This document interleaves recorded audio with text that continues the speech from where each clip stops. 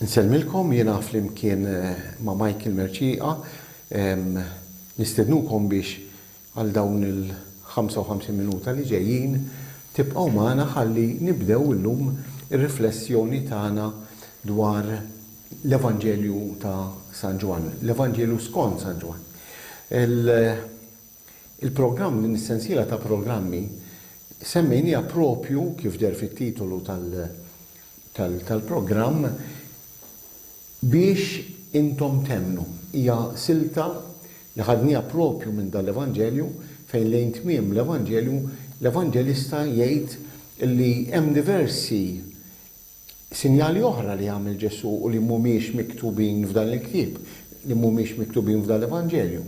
Imma dawn inkitbu biex intom temnu. U jiena u Michael ħsibna li matul din is-sena bl-aktar b'mod speċjali bħalissa li qegħdin f'din is-sena tal-ġublew ta' ħnina, imma mhux biss matul il-ġublew ta' ħnina, aħna propju nirriflettu dwar dan l-Evanġelju.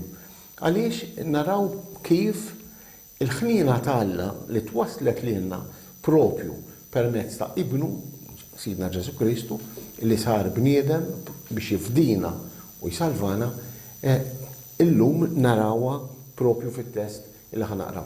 Mhux f'dan biss narawha tul l-Evanġelju kollu. U l-għan tagħna waqt li aħna qegħdin nagħmlu dawn il-programmi huwa propju l-għan tal-Evanġelista li aħna nemmnu. Nibdew aħna tnejn u bl-għajnuna t'Alla jalla li daw kollha li b'xi mod jew ieħor isegwu din is-sensiela ta' programmi jaslu huma wkoll biex jilħqu dan l-għan li għalih kiteb ir-raba' Evanġelista biex aħna nemmnu.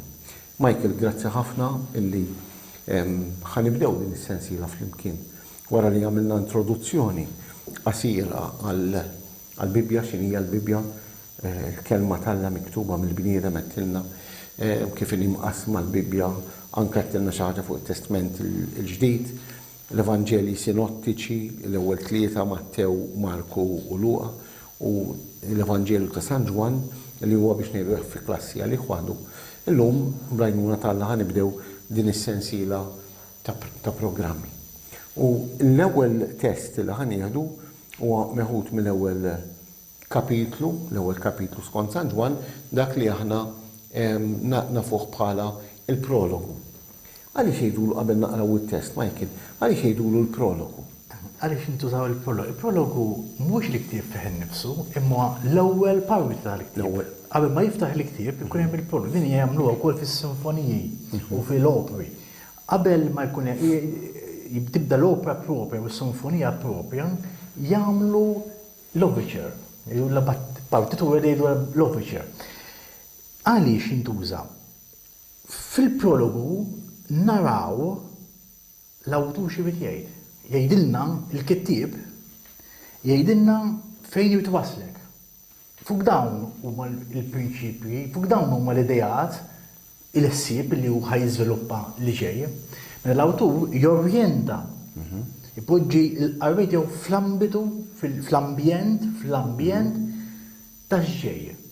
U dan huwa l-prologu. Meta naqraw, aħna naraw li ħajintroduċi l-protagonista ewlieni li huwa Ġesu Kristu. Imma f'Ġesu Kristu bħala bniedem huwa bniedem biss huwa xi ħaġa oltre. U mal-ewwel jibda jiddaħħalna f'dak li mbagħad il-quddiem joħroġ fl-Evanġelju aktar. Dik huwa l-prologu. Tajjeb, jiena ħanaqraw ftit dan it-test li għandna. Kif qedtilkom huwa meħud mill-Evanġelju skont San Ġwan, ir-raba' Evanġelju, u l-ewwel kapitlu ħanaqraw mill-ewwel vers kif jibda propju bih u nibqgħu sejrin sa vers 18. Fil-bidu kien il-Verb, u l-Verb kien ma' Alla, u l-Verb kien Alla. U kien fil-bidu ma' Alla. Kollox sar bih u xejn ma sar mingħajru. Kull ma sar kellu l-ħajja fih, u l-ħajja kienet id-dawl tal-bnedmin. Id-dawl jiddi fid-dlam imma d-dlam ma jelbux. Kien hemm raġel mibgħut minn Alla jismu Ġwanni. Dan ġie bħala xut biex jixet għad-dawl biex bih kulħadd jemmen. Ġwanni ma kienx id-dawl, imma ġie biex jixet għad-dawl.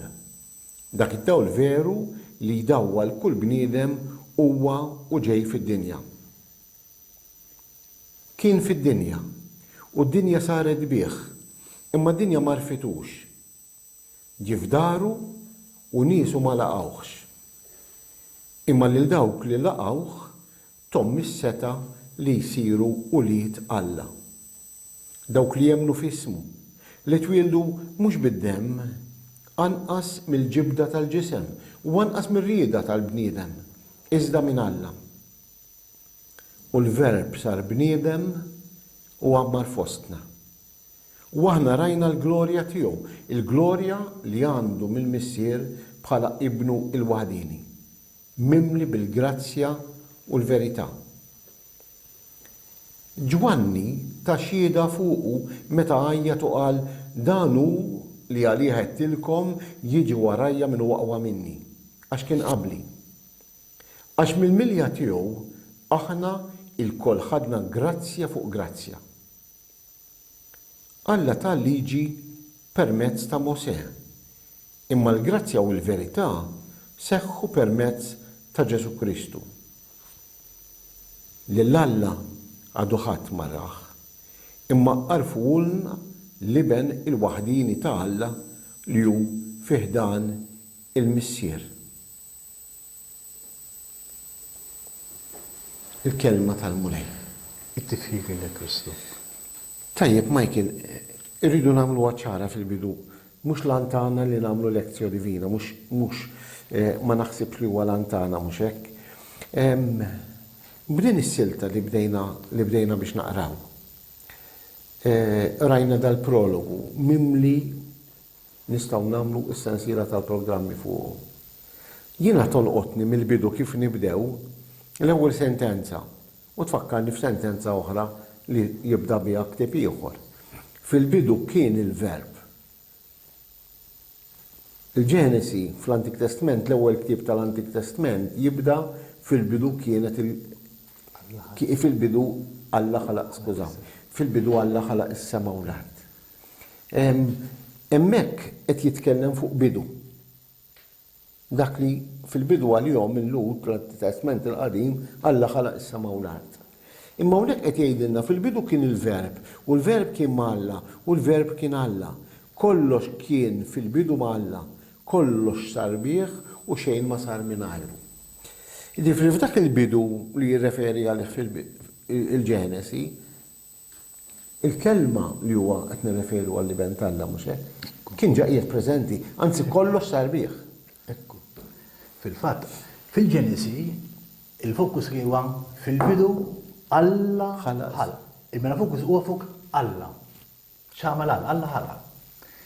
Hawnhekk qabel ma jiġi l-ħolqien, fil-fatt il-ħolqien jarrafulna, kollox bessar u xejn ma sar mingħajru, fit-tielet vers imma jiġi. Qabel il-ħolqien, l-esperjenza ta' dan id-disċiplu magħmud tal-kittieb oltre il-ħolqien. Għax għandu l-esperjenza ta' Ġesu, min kien Ġesu. U għal-puntu, l-ewwel vers jibda fil-bidu ma jsemmix Alla. Fil-bidu kien il-verb. Mela mal-ewwel ħaj jiffoka fuq xiex, il-verb. Li ġej kollox huwa ffokat fuq il-verb, ċoe l-esperjenza ta' dan l-awtur li għandu ma' dan Ġesu, li għandu li x'inhu Ġesu? Ħajjgħidilna li Ġesu huwa il-missjoni tiegħu huwa li hu indubat minn dan Alla biex jirrivela minnu Alla. U hawnhekk hu s-sabiħ, il-verb. Fil-Ġenesi Alla, ma minnu dan Alla. Hawnhekk diġà il-kelma verb hija bil-Grik logos. Il-kelma. Hija l-kelma. Minn Alla li jikkomunika. Infatti traduzzjoni manti oħra ta' Sajdon, fil-bidu kienet il-kelma. Dana juża u kollox hemm. Ukoll. ma jużax il-kelma, ma juża l-verb, għax il-verb huwa maskil. Maskil. Menti kelma femminile. Eżattament. Il-punt huwa li il-verb, il-kelma, Alla menna li jikkomunika. U fil-bidu kien hekk, Alla li jikkomunika mill-bidu. Fil-bidu kien il-verb, u l-verb kien ma' Alla. Menna il-verb qiegħed f'Alla. Qiegħed fil-preżenza tal-Alla. Issa dik in translation jiela xejn batuta bil-Malti, għax kien ma' Alla, il-Grik jgħidilna il-mod kif kien ma' Alla. Jiġri il-verb kien ħares lejn Alla jimxi leħ. Kien ma' Alla mhux biss ħaġa statika. Ma bħala La darba huwa l-verb hemm il-komunikazzjoni kien falla imma kien jimxi leħ, ħares leħ, jieħu kollox minnu, minn dan Alla, minn għandna mhux hekk biss, u l-verb kien Alla. Mela mal-ewwel għandna it-twinit fil-moħħ tal-awtur għalkemm forsi batut biex jispjega eżatt għax mhix xi ħaġa faċli. Tinsiex kien naħna nitlu fil-kultura monoteista tal-Alla wieħed. Xi jgħid l-awtur? L-awtur jgħid dan Ġesu Kristu illi fuq ħan nitħattu kien Alla. Imma jkun attent li ma jaqax fl-iżball li kun hemm żewġ Allat. Kien ma' Alla imma f'Alla. Ġifieri għax huwa u l-verb kien Alla iwarrab fil-ġemp kompletament kull teorija li xi ħadd jista' joħroġ biha li fil-fatt kien hemm min ħareġ biha li da kien ma' Alla ma kienx Alla. Allura biex jelimina kompletament dik il-possibilità u l-verb kien Alla. Issa minkejja dan anke llum għaw min daw li ma jistawx jissejħu nsara imma huma jgħidu li jemnu fi Kristu. Jemnu fi Kristu mhux bħal Alla u għandna anke f'pajjiżna għandna minnhom qed nirreferi għax-xhieda ta' Ġehova. Illi dawn la jemnu fid-divinità ta' Kristu, ma jemnux li Kristu huwa Alla u lanqas jemnu fit-Trinità Qaddisa allura. Li huma l-aktar żewġ punti bażiċi ta' twemmin nisrani. Il-problema hija li meta taffronthom b'din is-sentenza huma jgħidu u l-verb kien xi Alla. Bl-Ingliż, he was a God. A God. Infatti, fil-verżjoni tagħhom, il-kelma Alla jikdbuha bit-tra żgħira. Jiena rajt verżjoni tagħhom, warewni huma verżjoni tagħhom, fejn il-kelma God jikdbuha bit-tra żgħira. U aħna nafu fil-testament il-qadim insibu diversi li fejn il-kelma Alla miktuba bit-tra żgħira qed nirreferu għall-Alla tfoloz li kienu jqimu l-pagani, il-poplu pagani, li Kristu żgur ma kienx. San Ġwan l-Evanġelista jew il-kittieb tar-Raba Evanġelju jagħmilha ċaru tont illi dan kien sa minn dejjem Alla li fil-meta sar il-ħolqien huwa kien hemm fil-bidu kien ma' Alla u fil-bidu kien Alla. Jiġifieri din telimina kull problema oħra fuq id-divinità tal-ben tal-Alla.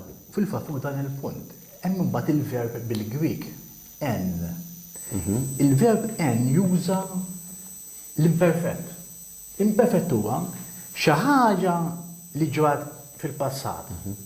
Imma li kienet ilha teżisti, mela fil-bidu kien il-verb. Fil-bidu diġà kien hemm il-verb, mhux Kienet azzjoni mixja, mhux statika. Kien azzjoni mixja.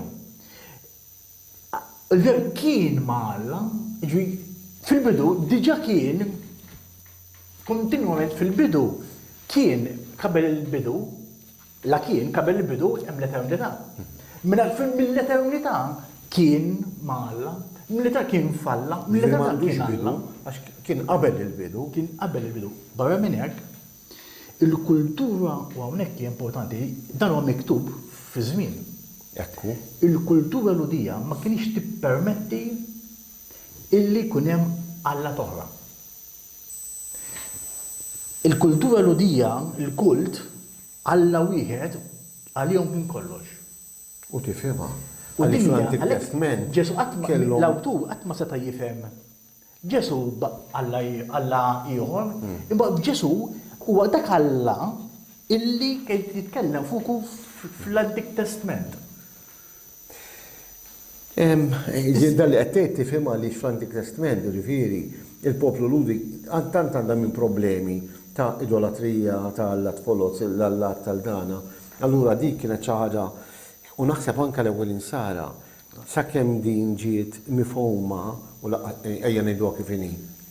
Inti tifhimha, ġifieri il-misteru tat-Trinità Qaddisa, ġifieri, mhux misteru fis-sens li huwa il-misteru tagħna mhux misteru li għandek ħajt tal-konkos imblukkat quddiemek jew bieb imbarrat ma tistax tgħaddi. Imma jiena ġilietta inħobb inxebħu ma dal-oċean profond li jiena fiċ-ċokon tiegħi m'għandi qatt ċans li nesploraħ kollu, imma mhux qed jgħid li tersaqs lejn, imma qed jistedinni ninżel fih u iktar ma nidħol fih iktar ħansir naf dwaru. Però bla ebda possibilità li ħan nesploraħ kollu. Ivri Alla d-differenza tiegħi ma' Alla hija ferm ikbar minn daqshekk mhux hekk. Meta ngħidu misterju aħna ma qegħdin ninfissru ma nafux hemm fuqu, anzi, Ġesu ġej biex jarrafawlna dan il-misterju. Il-misterju huwa illi il-lingwaġġ uman, il-kliem uman, missier, iben, persuni, qatt ma huma perfetti, qatt ma jistgħu jkunu Alla missier. Alla min huwa? Qed nitkellmu dwar Alla bil-lingwaġġ tagħna. Bil-lingwaġġ tagħna. Ekku. Issa il-kelma verb importanti għaliex uża kelma verb l-awtur jew kelma. Il-kelma u xi tfisser? Tfisser li jikkomunika. Alla li minn dejjem kien jikkomunika. Issa wasal iż-żmien li ħajkomunika, ħajjirrivela lilu nnifsu dan Alla. Allura ħajibgħat il-verb tiegħu, ħajibgħat ir-raġuni. Allura mid-dinja Griega, għax fil-komunità ta' Giovanni kien hemm il-lut, bdiet bil-lut. Imma kien ukoll imbagħad espandiet u bdew jitlu l-ġentili, ġew jitlu dawk li mhumiex lut. Allura wrid juża kelma illi jissodisfa lill-lut, il-kultura ludija, għax kien hemm poplu, kien hemm konvertiti lut. Imma fl-istess ħin irid juża kelma illi kienet Diġà fil-filosofija Griega. Il-logos. U din hija l-logos. Fil-fatt, fil-letteratura antika,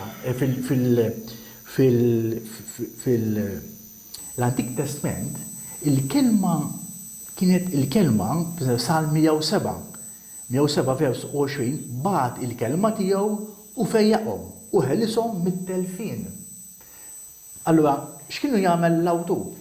Qabad li kien mitla tal-Antik Testament, qabad dik il-kelma tal-Antik Testament u qed ipoġġija hawnhekk. L-istess Iżajija kapitlu 55. Hekk jiġri minn kelmti, hija toħroġ minn fommi u ma terġax lura vojta. Imma tagħmel dak li jogħġob lili u ttemm dak li nkun batta tagħmel. Minna l-Antik Testament, għarak id-denaraw il-konnessjoni bejn l-Antik Testament u l-Ġid Testament ma l-ewwel fil-verb, fil-ewwel vers, l-awtur. Mill-ewwel qed jorbot. Mill-ewwel qed jorbothom. Fil-fatt, meta taħseb fuqha, fil-Ġenesi, il-ħolqien li għandna fil-bidu, isir propri permezz tal-kelma tal-Alla. Alla qal ikun id-dawl. U d-dawl sar. Alla qal ikunu s-siġar, u s-siġar saru. Dan huwa il-kelma li meta qed jgħidilna hawnhekk kollox sar bih bil-kelma, bil-verb, u mingħajru ma sar xejn, huwa proprju dak li qed. U il-kelma, il-bidu, il-verb tfisser ukoll l-erf. U nagħmlu passaġġ hemm passaġġ importanti li nsemmu fl-Antik Testament tal-Proverbi, kapitlu 8, vers 22, fejn il-mulej kellu lili sa mill-bidu ta' jemilu, sa minn qabel l-eqdem emejjel tiegħu. Sa minn dejjem twaqqaft. Mill-bidu, qabel ma bdiet id-dinja. Qabel ma bdiet id-dinja, mela l-awtur sagru jaf dan it-tekst Abbad dak it-tekst mill-Antik Bla Testament. dubju ta' xejn. U poġġeħ qed jagħtih in-nifs bil-kelma, bil-verb. Għax bidel il-kelma il-kelma hija fil-femminil, fil-Grik Sofija, anki fil-ludi hija femminil. Imma u taħ issar il-logos għax Ġesu Kristu. Imma baqa' fuq l-istess linji. Parallelizmu, dak għandna dak li rajna fil-introduzzjoni tagħna hemm il-parallelizmu. Interessant. Mallew naraw il-fokus ġifieri huwa f'dan Alla, il-verb. Ħa nagħmlu pass ieħor għax inkella nieqfu biss fuq l-ewwel żewġ tifrus. Kollox bih sar u xejn ma sar mingħajru. U kull ma sar kellu l-ħajja fih. U l-ħajja kienet id-dawl tal-bnedmin. Kull ma sar kellu l-ħajja fih. U l-ħajja, jiġifieri, u l-ħajja kienet id-dawl tal-bnedmin. Id-dawl jiddi fid-dlam imma id-dlam ma jelbux. Hawnhekk mill-ewwel diħel dal-kunċett. Fi Ġwanni naraw ħafna Michael. Il-kunċett il-ġlieda bejn id-dawl u d-dlam. Anka da jfakkarni fil-Ġenesi, inqajjem il-gwerra bejnek u bejn il-mara, bejn in-nisel tiegħek u n-nisel tagħha. L-idea li hemmhekk il-gwerra qiegħda bejn in-nisel tal-bniedem, l-umanità, li Ġesu issa kellu isir bniedem ukoll, kellu isir fost in-nisel tal-bniedem. U n-nisel tax-xitan, tas-serb, tal-ħażen, li fil din il-gwerra. Li hawnhekk Ġwanni qed jurija f'kuntest bejn ta' gwerra bejn id-dawl u d-dlam. U din narawha kontinwament fi Ġwanni. Pereżempju, u din meta niġu biex nitkellmu Nikodemu li mar għand Ġesu fid-dlam, li mid-dlam ta' barra jidħol għad-dawl ta' Ġesu. Għandna pereżempju fl-aħħar ċena li Ġuda ħireġ biex jittradixxi l-Ġesu u l-Evanġelista jgħidilna u kien bil-lejl. Ma naħsibx li kien jagħtina jipprova jagħtina dettal, imma dawn narhom il-qudiem meta naslu għal din is-silta fil-programmi oħra. Imma fuq din li qed id-dawl jiddi fid-dlam imma d-dlam ma jelbux, id-dlam ma jelbux. Iva, dana hawnhekk qegħdin naraw l-ewwel id-dualizmu semmejnieh again Fl-introduzzjoni. Dualizmu bejn dawl u dlam. Bejn ħajja u mewt. Mewt vera ma tidirx, imma minn mewt ukoll għax id-dlam huwa simbolu tal-mewt. U għaw l-ħolqien, hawnhekk tidħol dik jgħidu l-antropoloġija. L-ewwel hemm il-primo xi ħaġa qabel il-ħolqien. Imbagħad fil-ħolqien, kif qed inti, daħal id-dnub, daħal id-dlam. Mhux għax fil-bidu Kien hemm id-dnub, kien hemm id-dlam. id-dlam, imma għax fil-bidu kien hemm il-ħajja, il-ħajja eterna. Il-ħajja x'inhi il-ħajja eterna? Skont dan il-ħajja eterna hija Ġesu Kristu, hija il-logos, hija l-verb. U l-ħajja kienet id-dawl tal-bnedmin, il-ħajja. U hawnhekk fil-bidu idu naraw issa nikkomparaw bejn il-ħajja li ġejja mill-logos għal Ġesu Kristu għadu ma semmiex. Għad sissadna le. Verb aħna nafu xi ħaġa fuq diġà. Imma jekk aħna mmorru kapitlu 6 fejn hemm kapitlu 8 hemm din il-kwotazzjoni u dan kien fid-dibattitu mal-Lut. U dan kien qattil sa mill-bidu. Għax-xitan. Bidu jgħidilhom intkom il-missier tagħkom Għax-xitan. huwa x-xitan. Il-missier tiegħi huwa Alla. Mela u għandu l-ħajja, u x'kienet jgħid hawnhekk? Il-ħajja kienet id-dawl tal-bnedmin. Mentu qed jgħidilhom missierkom u qattil minna jiena logos nagħti l-ħajja, intkom U li tix-xitan. u li tix-xitan li kien sa mill-bidu, kapitlu 8 vers 7. U dan kien qattil sa mill-bidu u qatt ma żamma l-verità. Għax il-verità ma tinsabx fih. Minn hawnhekk hawn il-comparison. Il-logos li minnu ħirġa l-ħajja. U x-xitan illi sa mill-bidu Issa sam il-bidu, nerġgħu ma għal-awtur il-bidu mhux Alla, ix-xitan, għax m'għandux l-istess ekwivalent, għax il-moħħ tal-awtur dik hija for granted, kien jieħodha for granted. Illi Alla wieħed. Ġifieri, imma u kien dejjem itellef lil dan li għat il-ħajja, il-prinċipju tal-ħajja u tal-prinċipju. Fil-fatt, tkellimna fuq il-Ġenesi ftit ilu. Anka fil-Ġenesi, Alla l-ewwel ħaġa li joħloq huwa d-dawl. U ma naħsibx li qed jirreferi għad-dawl tax-xemx, għax mbagħad dak jiġi iktar tard. L-awtur tal-Ġenesi fil-ħolqien jagħmel propju di distinzjoni. Fil-bidu Alla ħalaq is-sema u l-art. U mbagħad Alla qal ikun id-dawl. U d-dawl sar. U hawnhekk l-istess jidħol mill-ewwel fid-dawl. Donnu li kien hemm xi mument, kien hemm xi żmien, illi dawl li ħalaq Alla iddallam fil-bniedem, ma kienx qed jirreferi għad-dawl tax-xemx. U jista' jkun li dak kien id-dlam li jirreferi, pereżempju f'Taġud aktar quddiem Ġesu id-dlam tad-dnub, effett ta' dnub oriġinali, id-dnub tan-nisel, id-dnub tagħna, id-dnub personali tagħna, illi lilna jitfana fid-dlam. Fil-fatt, id-dnub x'inhu l-meaning ta' dnub għal skont kif fehma dan l-awtur sardu tal-Evanġelju. Huwa li inti ma temmix f'Alla. Alla, il-logos li huwa Alla, il-verb, jagħti l-ħajja. Jekk inti ma temmix fih, inti taqbel fien, inti m'għandekx ħajja ġo fik.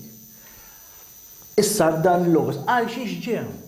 U hawnhekk hija l-qofol, meta kapitlu 6 wara diskors qawwi tal-Ewkaristija jgħid din ita bil-ħaq ir-rieda ta' missieri li kull min jara lill-liben u jemmen fih, jara u jemmen, ikollu l-ħajja ta' dejjem.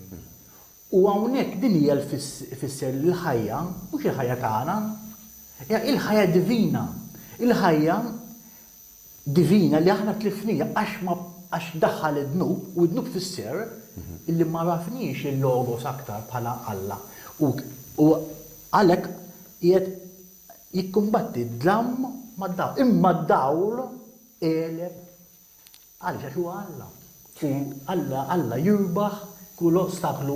Michael, hawnhekk issa jintroduċilna persona ġdid. Jintroduċilna lil Ġwanni l-Ammidi biex niddistinguh noqogħdu attenti minn Ġwanni l-Apostlu, l-Evanġelista. Fil-fatt Ġwanni l-Apostlu f'dan l-Evanġelju ma nsibuhx imsemmi. Però ħanibqa' għalli. Kien hemm raġel mibgħut minn Alla jismu Ġwanni. Dan ġie bħala xut biex jixet għad-dawl, biex kulħadd jemmen. Da ġie bħala xut biex jixet għad-dawl. Mbagħad jiċċara Ġwanni ma kienx id-dawl imma ġie biex jixet għad-dawl.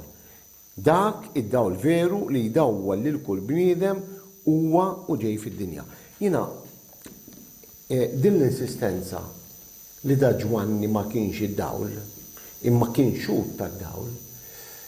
Tant nara tot talina. Qed ngħid għalina l-insara l-koll kemm aħna. Li naħseb li l-ewwel missjoni tagħna aħna li nkunu xhieda tad-dawl. Li bħal Ġwanni l-Battista kulħadd fl-ambjent tiegħu nkunu xhieda tad-dawl.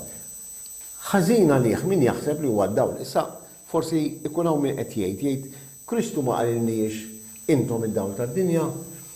Imma qabel Kristu qal intom id-dawl tad-dinja, l-ewwel qal jiena d-dawl tad-dinja. Aktar tard meta Kristu qed joqrob issa biex imur għand il-missier, lura għand il-missier, din il-missjoni li kellu hu tiegħu li jkun id-dawl qed jgħaddiha lilna. Imma jiena nifhimha li mhux id-dawl li ġej minni, imma d-dawl jiena rrid inkun dawl dak il-mużbieħ żgħir nemnem bil-ħajja tiegħi, bil-fidi tiegħi. Jiġifieri Għaliex jiena wiċċi huwa fih bħal qamar li qed jagħti d-dawl mhux minnu nnifsu imma qed jirrefletti d-dawl tax-xemx. Bħal mera li mhux qed tagħti d-dawl tagħha nfisha imma qed tirrefletti d-dawl tax-xemx. Li fil-nisrani mhuwiex hu d-dawl. Fil-fatt, din il-biża meta wieħed jġib x'interpreta l-iskrittura li jaqbad passaġġ u jieħdu fih innifsu. Il-passaġġ jridu noħdoh fil-totalità. Kristu stess jgħid mingħajri ma tistgħu tagħmlu xejn. Ġifieri, kull ma aħna nagħmluh bil-grazzja t'Alla. Mhux ġej minn nfusna, il-ħajja tewna mhijiex ġo fina nfusna, il-ħajja tewna hija f'Alla. F'Alla fit-totalità tiegħu, ċoe f'Ġesu fil-Logos minnu ġejja l-ħajja. Għaliex għax Kristu qed hawnhekk jagħmel lilu nnifsu equal għal Alla. Imma fl-istess ħin jagħmlu dipendenti fuq Alla. Din hija iż-żewġ X'inhi l-importanza ta' Ġwanni l-Battista l-Ammidi hawnhekk? Fluqa jagħmel l-istess ħaġa, imma jagħmilha Luqa għadhom tarbija. Ġifieri it-twelid it-tħabbira ta' Ġesu u t-tħabbira ta' Ġwanni, twelid ta' Ġesu, twelid ta' Ġwanni. Ġifieri marbutin waħda mal-oħra. Ġifieri għandhom hawnhekk qed jorbot kważi. Qabel ma tkellem issa fuq dik li qrajna vers 14 il-verb isir bniedem, jintroduċi il-Ġwanni li aħna nsejħulu il-prekursur li ġie ħejlu aw qed isejjaħlu x-xut. Ix-xut. Ma rridux ninsew issa hawnhekk ara, l-ewwel hawnhekk isbuħi anki l-isbuħi artistika ta' kif jibni dan l-innu. L-ewwel jgħidlek xi ħaġa astratta, primordjali, diffiċli. Imbagħad iddaħħalek mal-ewwel xi ħaġa konkreta. Mhux għal xejn, għaliex? F'dak li aħna l-awdu qed jgħid isma' din il-ħaġa li jiena qiegħed imparla fuqha bil tant diffiċli, primordjali, eċetera, Pew ħatidħol fl-istorja b'xieda. Min hu dan San Ġwanni? Ġwanni li mhux hu d-dawl, dawl mhux hu, jagħmilek ċara. Imma hu xut tad-dawl. Ukoll hawnhekk isbuħija il-mibgħut ta' Alla. Barra Kristu l-unika persuna illi fir-Rebba Evanġelu jgħid il-mibgħut huwa proprju hawnhekk ġil-Ġwanni. Il-kelma mibgħut, pembo jew kell apostellon, hija t-teoloġija propju l-ħsieb ta' dan il-Vanġelu. Sending, Alla jibgħat lill-ibnu. Din hija l-ħsieb wara l-Vanġelu. Qegħdin naraw li l-kelma mibgħut japplika wkoll għal dan Ġwanni. Biex din dejjem biex dak li qegħdin nitħattu fuqu inkarna ruħu, u għanna xida tiegħu biex idaħħal dan iż-żewġ kunċetti għal-logos li kien mill-eternità, immissa daħal ħajitħan daħluh fl-istorja umana, ħajsi parti minnha. U fil-fatt issa tibda tideri, għax immedjatament il-Ġwanni għati li terġa' jsemmih iktar tard fl-istess kapitlu, fis-silta tagħna. Imma hawnhekk wara li tkellem dwar Ġwanni, wara li qal li Ġwanni ma kienx id-dawl li ma ġie biex jixet għad-dawl, dak id-dawl veru li jdawwal lil kull bniedem anke fuq din is-sentenza li jdawwal lil kull bniedem huwa u ġej fid-dinja. Għal xiex qed jirreferi Mike. Interessanti ħafna di. Imma anke kif Ġwanni hawnhekk issa l-Evanġelista jerġa' jdaħħal jerġa' jitkellem fuq il-verb, fuq id-dawl vera, mhux fuq Ġwanni, jerġa' jaqleb. Minn din realtà li seħħet it-twelid ta' Ġwanni li bawt minn Alla dan il-bnija, mbagħad jibda jgħid kien fid-dinja u d-dinja saret bih, imma d-dinja ma rfitux. Ġie f'daru imma nisu ma laqgħux. Ħan jaqaf fuq dil-biċċa l'issa.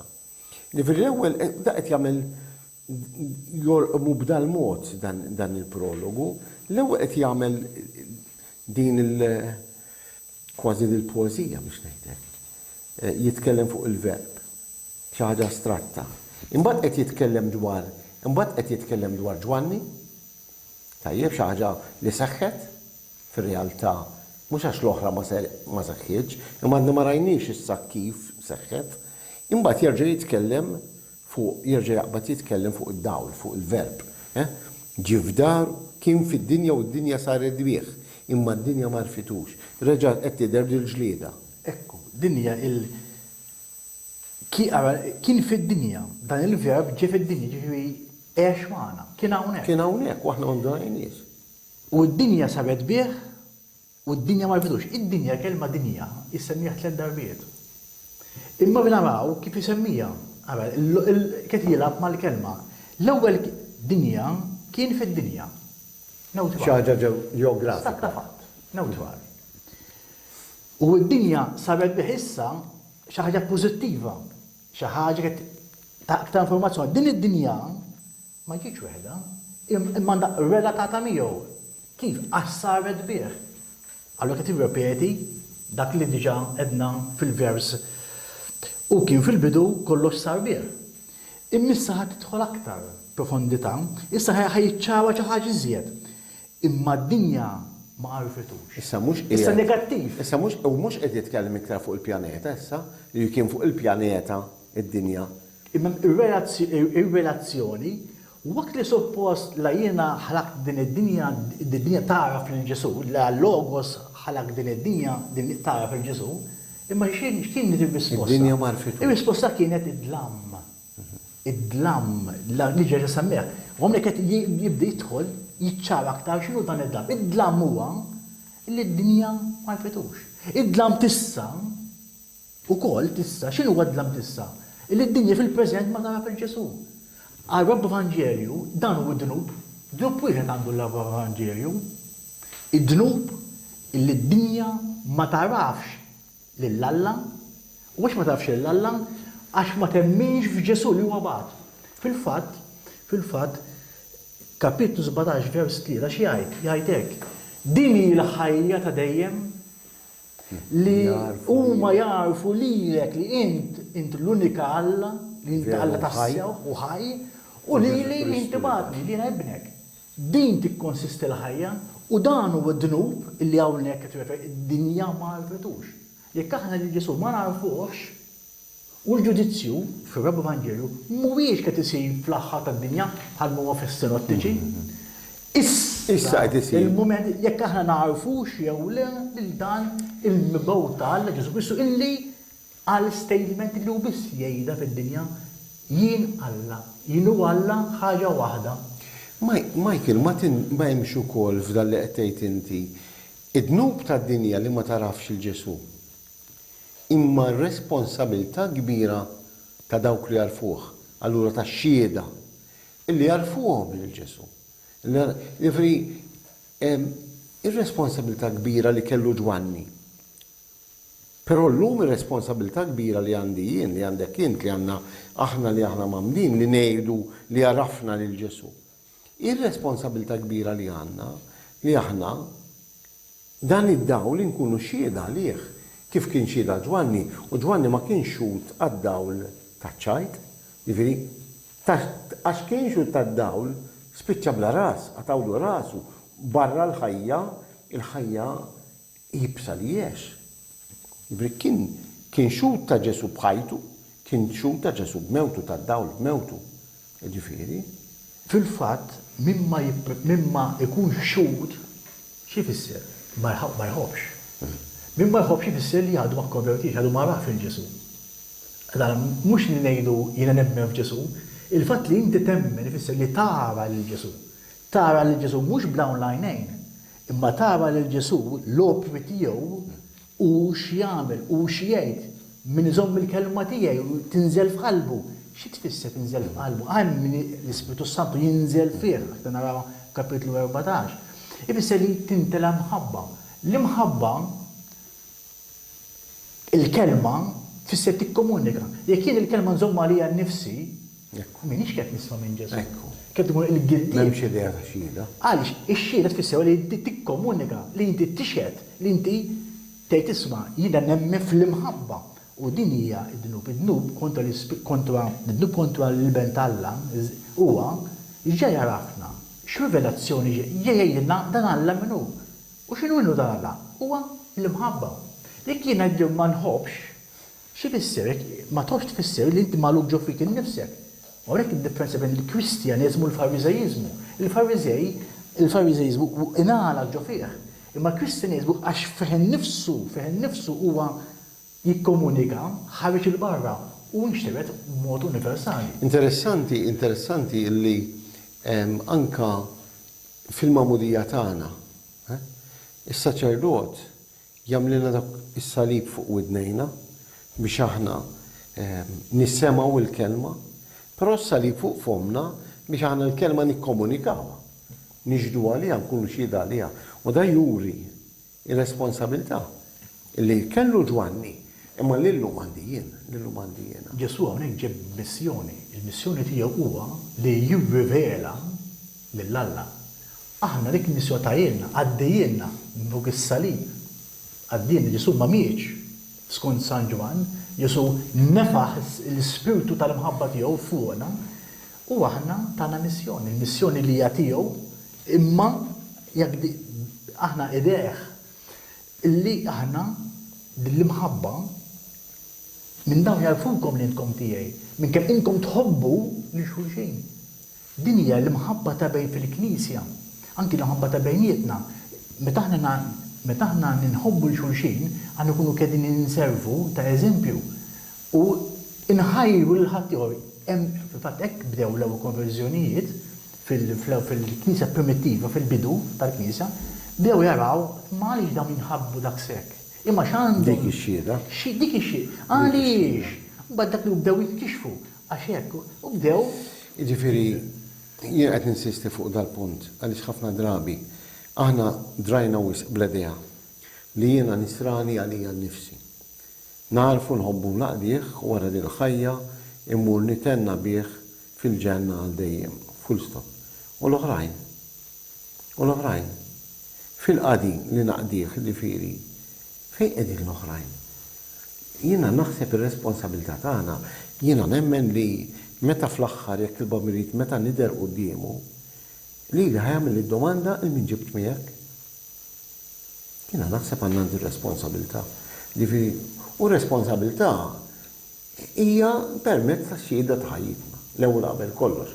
Ma tiġix eskluża il-kelma fl-ambjenti tagħna, bil-karizma, bil-talenti li tagħna l-mulej, bil-responsabilità, fil-post li poġġina, jekk jiena missier, jekk jiena om, fil-familja tiegħi. Bejnietna, jiena ma' marti miegħi, imma ma' wliedna. Jiġifieri fil-kuntest tagħna tal-post tax-xogħol, fil-kuntest tagħna tal-ġirien, tal-ħbieb, tan-negozji tagħna. Jiġifieri jiena nkun xut tiegħu. U jekk jiena ma nagħtix dix-xhieda b'ħajti jien individwali personalment, però jiena anke bħala familja. Aħna bħala komunità nisranija. Jekk aħna qed ngħixu bħala komunitajiet insara, qed ngħixu l-istess kif jgħixu kull komunità oħra li mhux nisranija. Allura x'inhu l-iskop li nkun nisrani? U ħafna drabi sfortunatament konna nħarsu leha bil-mod egoistiku li jiena nisrani biex insalva ruħi, li hija verità. Imma ma nieqfux hemm. Ma nistax insalva ruħi waħdi, mhux hekk. Jiena ngħid irridu jmorru l-ġenna fuq dar xulxin. Jiġifieri. Sens komunitarju. Ma nsalvax waħdi. Għalhekk aħna komunità ma nistax ninqata' mill-kumplamenti. Ġi f'daru għara tkompli, ġi f'daru u nisu ma laqawx. Mbagħad hawnhekk jidħol vers għalija tas-sew qawwi. Imma lil dawk li laqawh tom mis-seta li jsiru u li jtalla. Dawk li jemnu f'ismu. Li twildu mhux bid-demm, anqas bil-ġibda tal-ġisem, anqas mir-rieda tal-bniedem, iżda minn Alla. Lil dawk li laqawh tom mis-seta li jsiru u li talla. Kemm qawwija Michael? Sabiħa.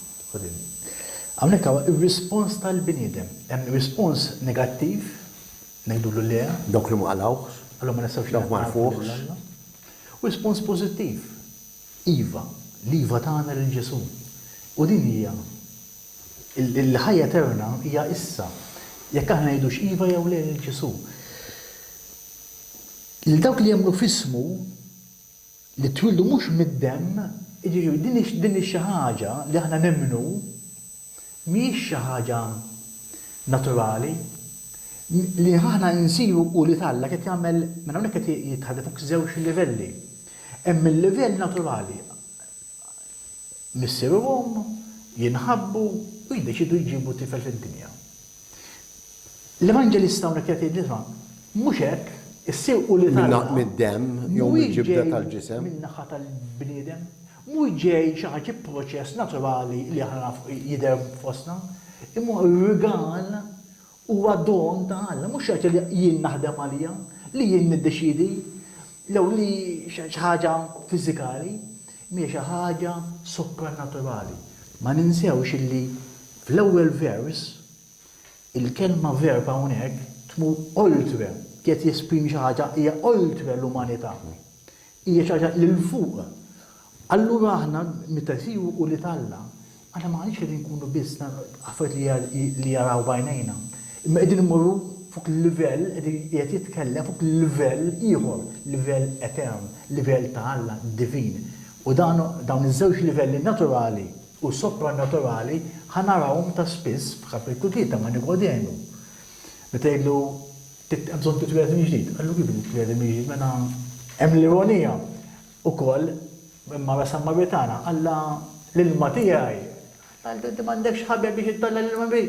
Allura qegħdin naraw kif dan il-prologu naraw għaddej ħanaraw ta' spiss din l-ironija ħad kompli issegwi ruħha aktar il-qoddim. Għalhekk huwa prologu. Hawnhekk il-ġibda tal-ġisem pereżempju mhux xi ħaġa li nixtieq, u xi ħaġa li Alla jrid li nkunu. Li differenza x'nixtieq xi ħaġa jien u jixtieq xi ħaġa Alla. L-istess jew mid-demm mhux xi ħaġa għax attrazzjoni. Proċess fiżiku l-ispem tar-raġel, iż-żer tar-raġel, il-bajt u ngħaqdu u dak sekk. Mhix xi ħaġa hekk, tmur oltre minn hekk. Wanqas mill-wieda tal-bniedem mill-ġibda jew mix-xewqa, le, qed jgħidik xi ħaġa oltre minn hekk. Dan dejjem biex jenfasizza li f'Ġesu Kristu l-intervent divin. Divin. Hemm dak li huwa l-livell ta' Alla qed jingħaqad, qed jinżel mal-naturali ma tagħna. U allura biex l-istess naturali jitellgħu għad-divin. U hawnhekk daħħalna immedjatament għal dak il-vers li għalija huwa il-fulkru mhux ta' dal-qari imma tal-Evanġelju kollu. Jiena ngħid li huwa l-fulkru wara kollox ta' twemmin tagħna.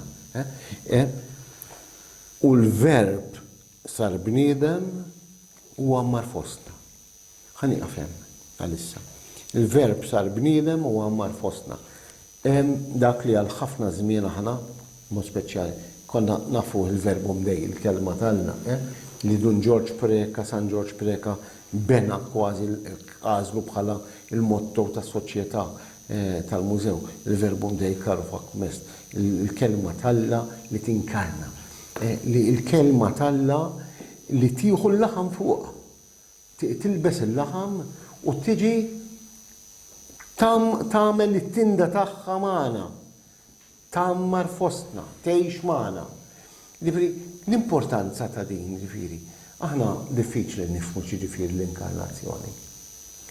Ġifieri tablet milli aħna. Diffiċli nifhem xi ġifieri Alla jsir bniedem u waqt li baqa' bniedem kollu bniedem huwa baqa' Alla wkoll. Huwa bniedem veru Alla u veru bniedem.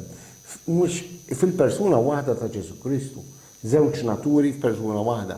Imma hawnhekk Ġwanni l-Evanġelista, ir-Reba Evanġelista, qiegħed ipoġġih f'dan il-kliem poetiku. U l-verb sar bniedem u għamar fostna. Hija realtà li seħħet fi żmien. U seħħet fil-post, u seħħet fil-ġuf ta' Marija, bliva tagħha wkoll, bil-kelma tagħha, li l-aċċettazzjoni tagħha, li hawnhekk malkemm hawnhekk ma jirreferix għaliha. Marija jirreferi għaliha b'mod ieħor mhux bisema aktar l quddiem, b'mod tas-sew sabiħ ukoll li jorbot anke hemmhekk jorbot mal-Ġenesi, imma mbagħad narawha darb'a oħra dik.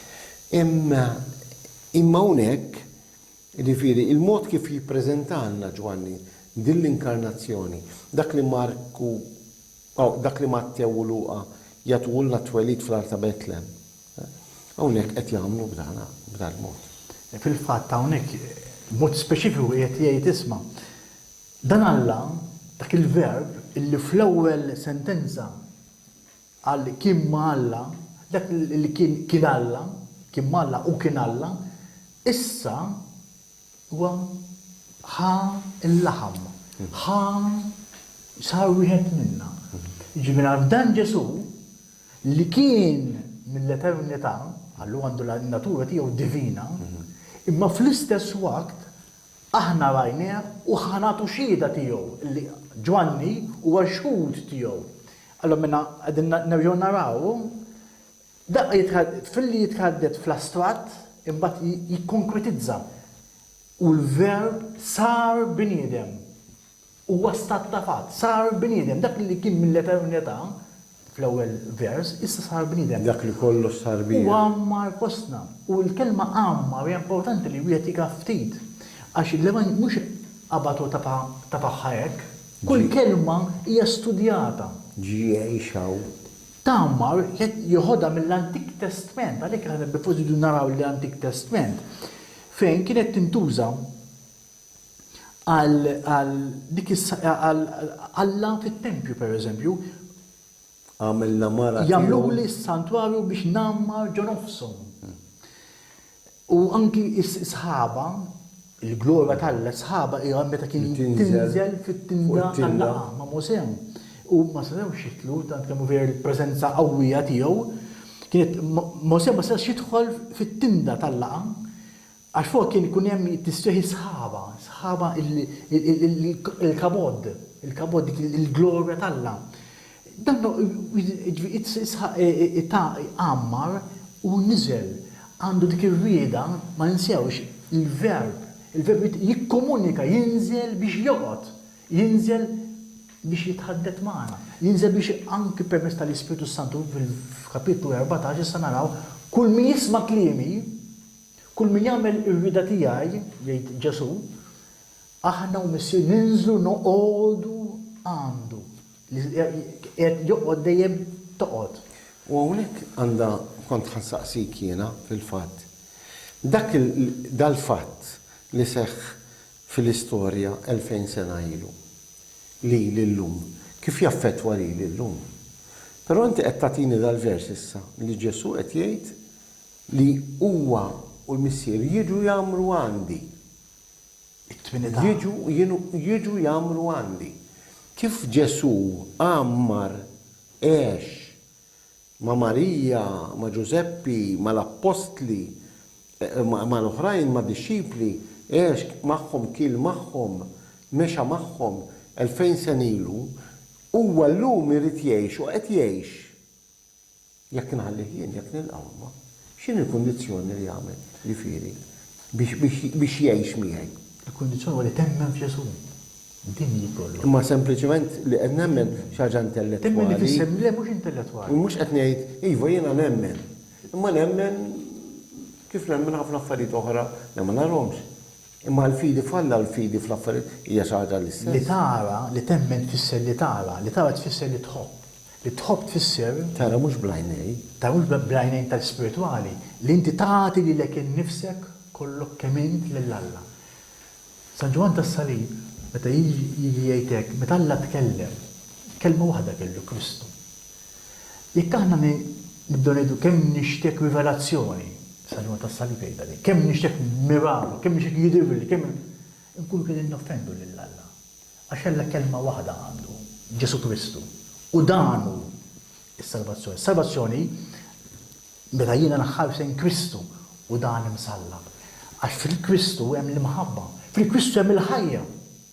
Jekk jiena għandi l-Kristu, hemm kollox. Kien il-Kristu u tajni kollox. Tajni rivelazzjoni, tajni l-mirakli, tajni xtajni, Kristu kollox. U din hija kollox. Il-glorja tal-Alla hija f'wiċċ Ġesu Kristu, hija persuni hija inkarnata fil-fatt għaliex sar bniedem. Fejn il-profeti kienu wkoll messaġġiera tal-Alla, kienu wkoll ixħandu l-kelma tal-Alla. Imma l-kelma tal-la kienet tasal, jaslu fi stat fejn iħarsu l-qoddim. Jgħidu x'ġej. Għaliex, għax huma ma kienux kapaċi jittransformaw. Imma f'Ġesu hawn il-kelma tal-la saret bniedem dak li kienu jgħidu l-profeti issa nkarna ruħu f'Ġesu. Għal Ġesu huwa Alla, dan hu kollox. U Ġesu huwa l-persuna li tittransforma l-persuna. Għalhekk meta ngħidu iva, għan ikunu kien nagħmlu commitment jiena nħobbok. Dan hu l-Evanġelju ta' San Ġwan. L-Evanġelju ta' San Ġwan huwa li jien inħobb lil Ġesu, nagħti ħajti lil Ġesu, tal-lemot li Ġesu jiġi jammar għandi, jidħol fija l-klim tiegħu jittransformani. Il-klim kull meta għana nintaqgħu kull meta niftu l-Vanġelu b'Evanġelu, għana kull qegħdin nitkellmu ma' Alla. U l-kelma bħalma kien se nitkellmu ma' Ġesu miexi. Nista' nsejjaħlu l-Vanġelu tax-xhieda. Fil-fatt fl-aħħar jgħidha. Jiġifieri dan niġlu għalih aħna. Però min issa stess issa jgħid mhux kien jgħidu l-verb sar-bniedem u għammar fostna. U mill-ewwel jgħid l-Evanġelista u aħna rajna l-glorja tiegħu. Jiġifieri aħna xhieda ta' il-glorja tiegħu, il-glorja li għandu mal-missier bħala ibni l-waħdini mimli bil-grazzja u l-verità. U mbagħad jidħol Ġwanni jerġa'. Jerġa' jinfilsal Ġwanni il-Battista. Ġwanni ta' di xhieda, qed jgħid aħna rajna l-glorja tiegħu. Jiġifieri, fil-bidu qalilna ġibi xiexed. Issa qed jgħidilna stat ta' Ġwanni l-missjoni li kellu jagħmel li jkun xu tagħmilha, Ġwanni ta' di xhieda fuqu, meta għajjat u qal danu li għalih qedtilkom jiġi warajja. Imma huwa qawwa minni għax kien qabli. Ġi warajh fi żmien, imma kien qablu fl-eternità. U din hi l-verità. Din il-verità. Il-grazzja u l-verità. Mimli bil-grazzja dan ġej mimli bil-grazzja u l-verità. Din il-verità. M'hemmx verità oħra. Għalhekk Prinċipal qallu u x'inhi l-verità? Tara l-barra ma ċisterna tweġiba. Għaliex, għax kien diġà jienu t-twek, il-verità u l-ħajja. Il-verità hija dak il-prinċipju, il-logos, illi jagħti l-ħajja. Dik il-verità. Għax kien ammut, minix veru. Ġifieri domanda li rtjagħmel Pilatu ma kellix tkun x'inhi l-verità, ma minnu l-verità. Minnu l-verità. Minnu l-verità. Mbagħad jerġa' jaqleb hawn l-Evanġelista.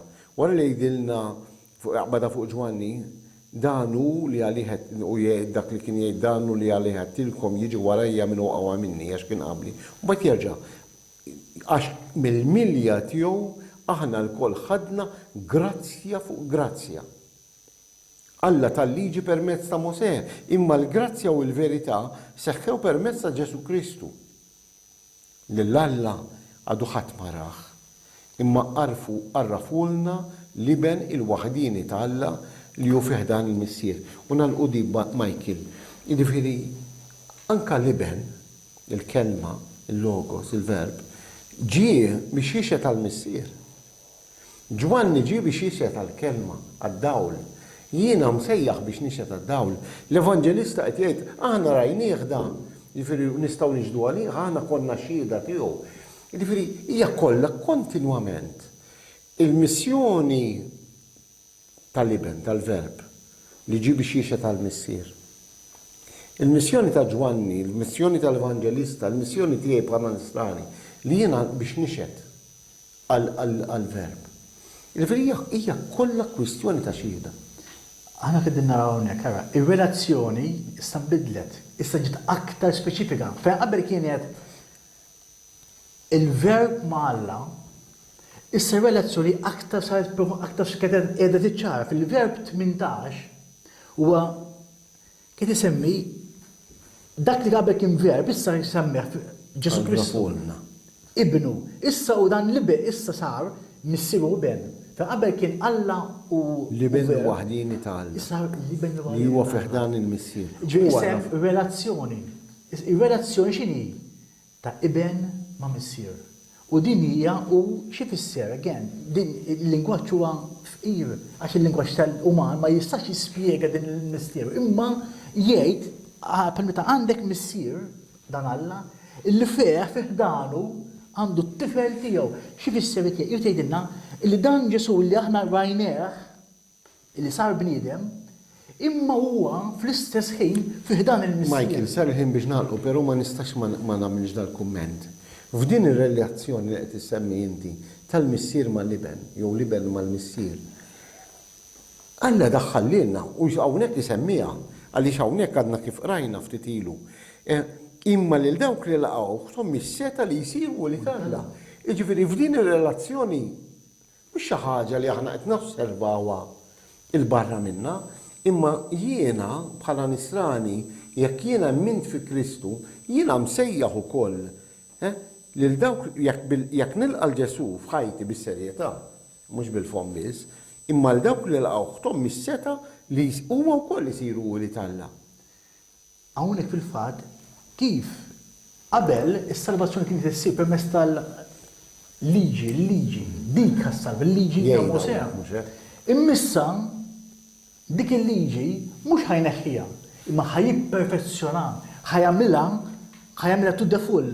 Fil-fatt il-milja tiegħu, il-milja ifisser li dak fejn qabel kienu jaraw lil Mosè u l-Mosè li talla s-serb, kull min jara s-serb ifieq. Issa kull min jemmen f'Ġesu, kull min jara l-Ġesu, jara ġifieri temmen fih, issa ħajfiek. Kif ifek? Ifek fejn fis-sinottiċi. Il-kwistjoni hija li Kristu jmut biex isalvak bħala sagrifiċċju u bħala pattija għalik, hawnhekk il-fejqan ħajsir li dan Ġesu ħajaraf minnu Alla, ħajajdilna Alla huwa mħabba.